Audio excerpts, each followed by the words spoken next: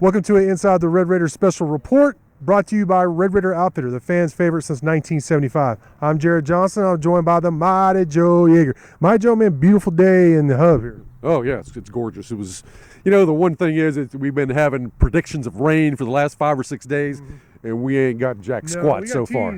Yeah, a little sprinkle here and there at most, and so I'm upset about that. But you can't complain about this. It's just ideal, perfect out here.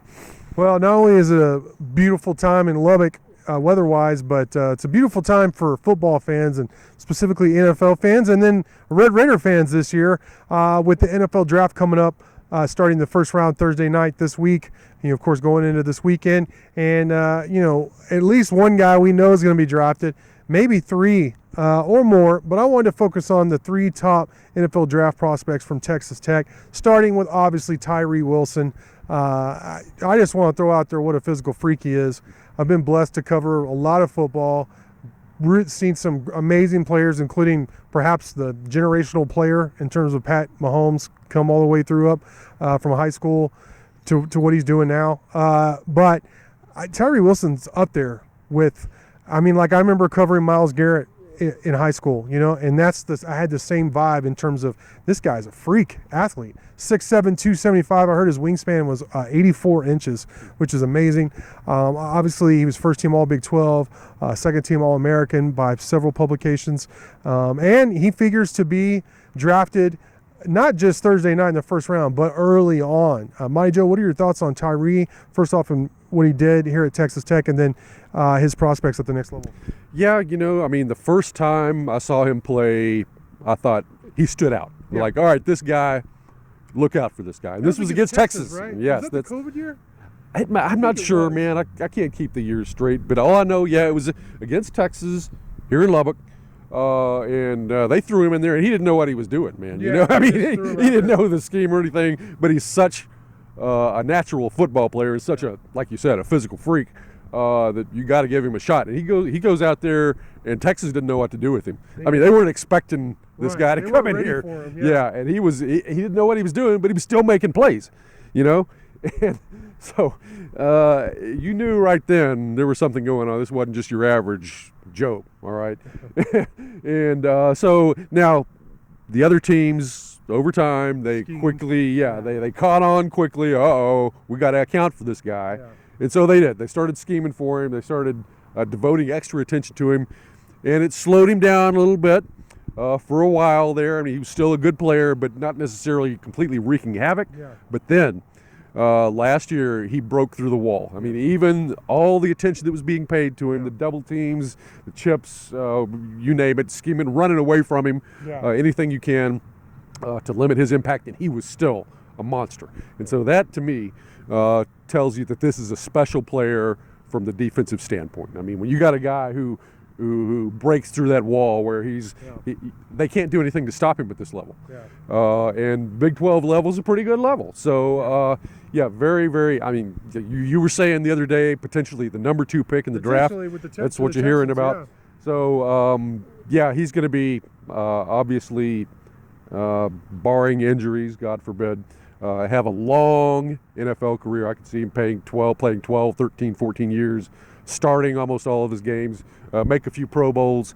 He's going to make somebody very, very happy. And on top of that, this is a guy who seems like he's got his head screwed on pretty straight. So you're not going to have to worry about, Monday morning, am I going to have to bail him out or something like that? Or do I have to come up with constant excuses for him and so forth? He's going to be a pretty good teammate and stay out of trouble, so that counts quite a bit as well. Yeah, a couple of notes on Tyree just to speak on what you were saying. The latest mock drafts I saw were, I think CBS Sports had him going second to the Texans. D'Amico Ryan's the head coach there, being, of course, a defensive guy, wanting to go defensive and get that edge rusher. But the Cardinals need a pass rusher too at 3. The Seahawks at 5, so you could have 2 former Red Raider All-Americans on the same defense. That'd be pretty cool. And then 6, I think it's 6, to Detroit is another place. So they could, kind of team up and have. I can't remember the dude from Michigan. My boy would kick my butt for not remembering his name, but that they drafted early last year too on Detroit. That'd be quite the defensive line there if they went that route. But regardless, I mean, top 10 pick, life-changing money, life-changing opportunity in the NFL. Pretty exciting stuff. And like you said, I've had an opportunity to talk with Tyree, I don't know how many times, going back to the recruiting process, and then since he's been here, really down-to-earth, laid-back kind of dude until he gets on the football field. And even at the spring game Saturday, I saw him hanging out with some old, like, I'm talking about, if you just look in the dictionary of, like, tech college dude, you know what I mean? That's what these guys were. And I just happened to be standing next to them, kind of back from the crowd, and I just couldn't help but overhear them saying, oh, Tyree's going to come say what's up. And he came and, said what's up to his old friends, didn't act big time, even I think went and hung out with a couple of them. I just think that's really cool. He didn't act big time. He didn't act like, oh, I'm about to be drafted just in a couple days and, be a national story. He acted like a down-to-earth kind of person, which was, you don't always see that with athletes or just people in general when they, have this kind of success. So I'm a big fan of Tyree's, and I'm interested to see where he goes and to follow his career. The next guy, and he's kind of a long shot. He's projected as a late round 6th or 7th pick, but he had a tremendous career as a Red Raider, and I think if he gets the opportunity, he could do some things, is SaRodorick Thompson. He's a guy, if you look at his numbers and his size, kind of just, 5'11", 215, not really like a monster, just kind of average. His 40 time at the pro day was 4.6 something, so not great, not top end speed, but his vision. I think he has great vision. He is just a natural runner. I think he could do some things as a receiver. That's where he can grow, where he can get a lot better if given the opportunity in the NFL.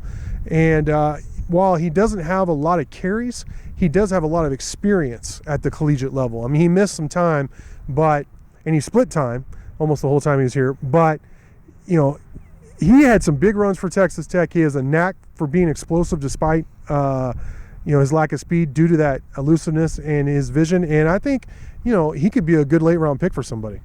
Yeah, I hadn't looked at any of the mocks at all. Came into this blind, but I was thinking 6th or 7th round too. That's where he's projected. So yeah, sounds about right. You mentioned not a whole lot of carries. That's a plus. Yeah, it at is this a plus. level because nobody takes wear and tear like running backs. Oh, man. Those guys get ground down very, very quickly. So the less mileage you got coming out of college, that's going to count in your favor. Say something, running backs have a tendency at the collegiate level to sort of do one of two things over time.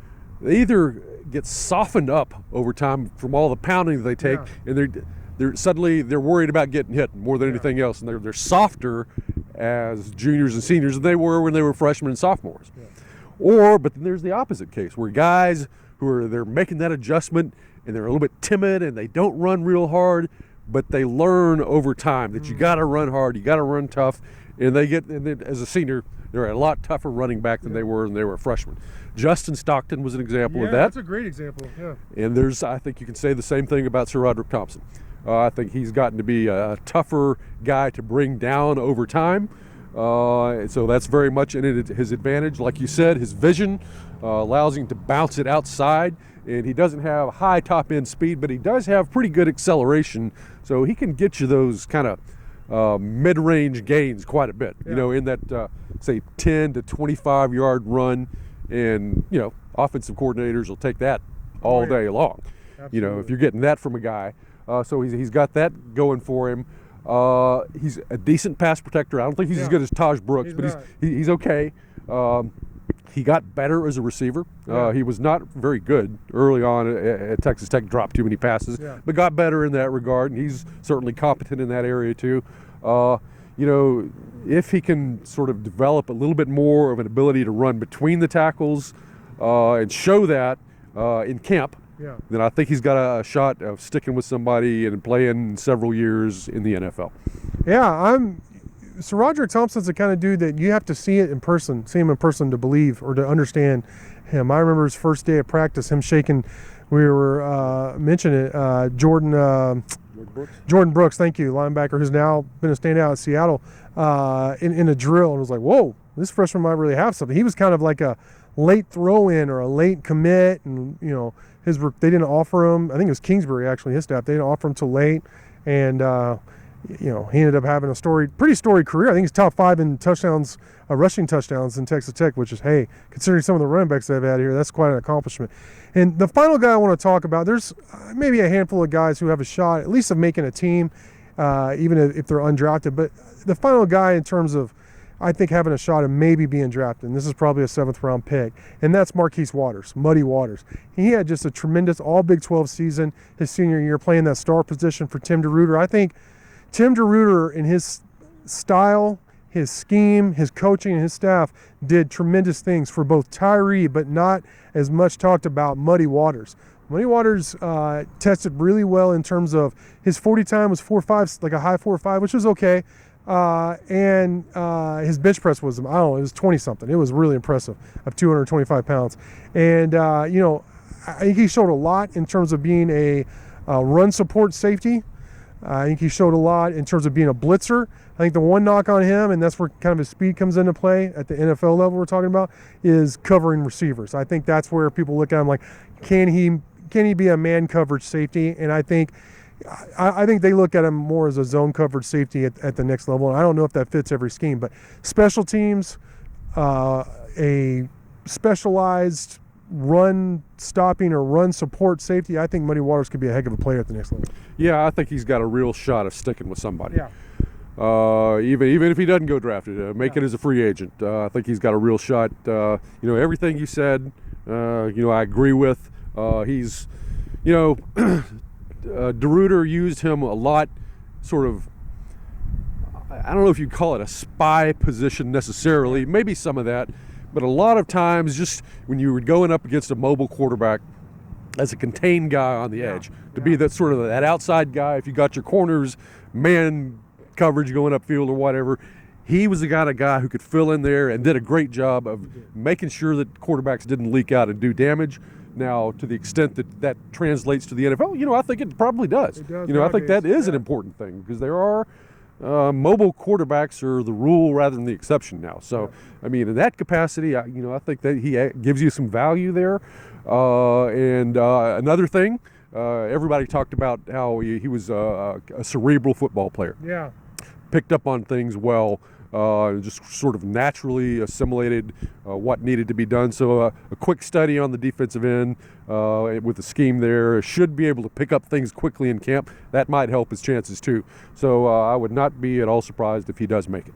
All right, NFL draft this week. Certainly Tyree Wilson is expected to be drafted for sure Thursday night in the first round. That's exciting, but we'll see where else former Red Raiders end up going in the NFL 2023 NFL draft. But for now, Mighty Joe, great stuff as always.